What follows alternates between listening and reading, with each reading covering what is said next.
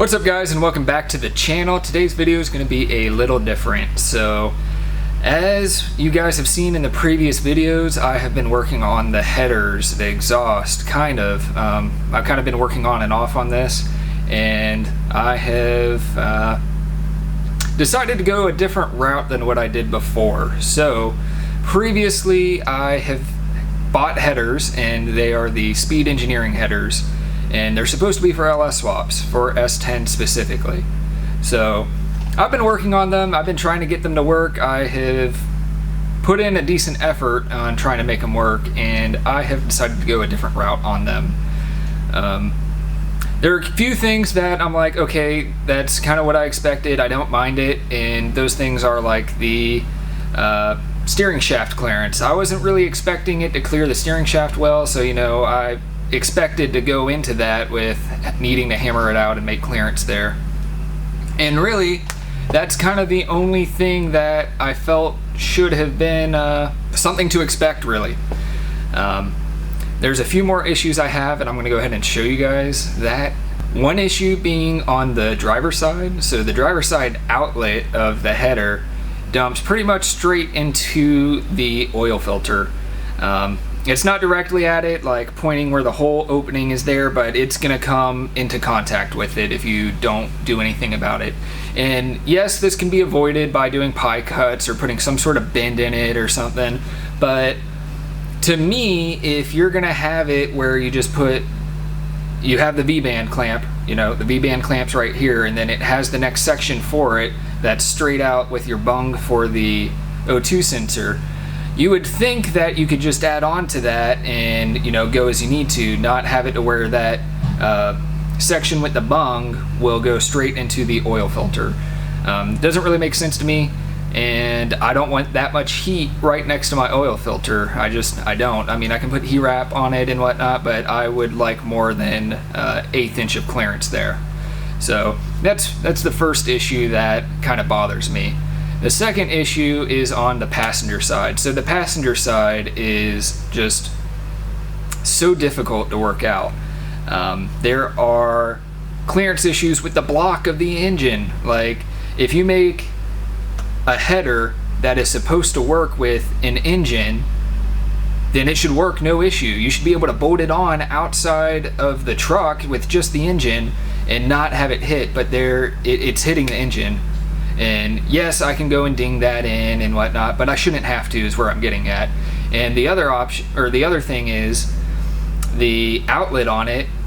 You can't even get a V-band clamp in there. Like, you can get it in there, and you could get it clamped, but it is extremely difficult. You have to make clearance for it, which again is kind of to be expected, but it's just, if you're making an LS swap for a vehicle component, a part, it should work with minimal issues. So I've already showed you guys these issues. I've shown them as I'm filming right now, and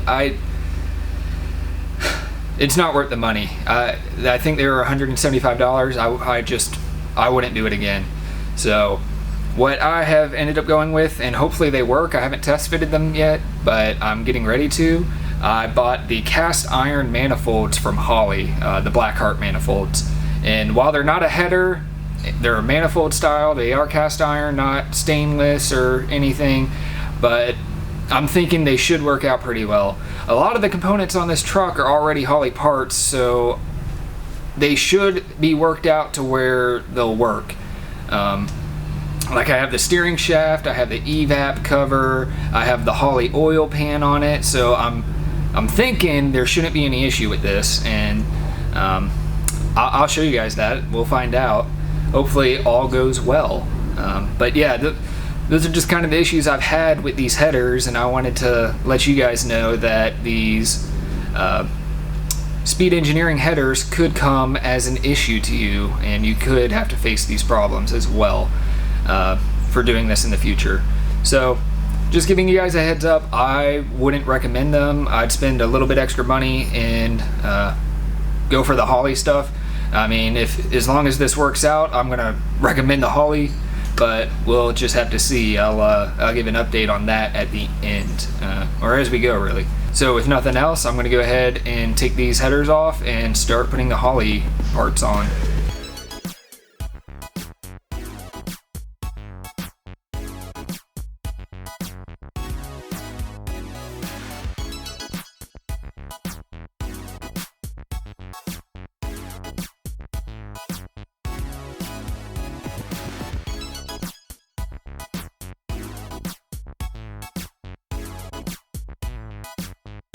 Alright guys, I got the Holley manifolds on, and I have to say they fit so much better. All the problem areas I had before are now solved. So much room, didn't have to make any clearancing for it. It just fit and worked, and that's how an LS swap header should be for an S10 or a conversion header or manifold in this case. It should just work with no modifications, no issues, no nothing, and I have to say, so far I'm pretty impressed with it, and yeah, I mean it just looks so much better and fits so much better and takes all the headache out of everything. So I have to say, so far I would have to recommend these manifolds just because of how well they fit, and I should have known from the beginning to just go with Holley. I mean, I have several Holley parts on this truck for the LS S10 conversion, and they have all fit amazing. They by far have the best fitting components for the LS S10 conversions. Have the oil pan, the evap cover, the steering shaft, everything fits amazing. Now I have the manifolds, all of them fit so great. The only thing I don't have that's Holley are the motor mounts. Those are CPW, but other than that, everything works phenomenally, and I am so happy with it. So I hope you guys enjoyed the video. Don't forget to like, comment, and subscribe, and thanks for watching.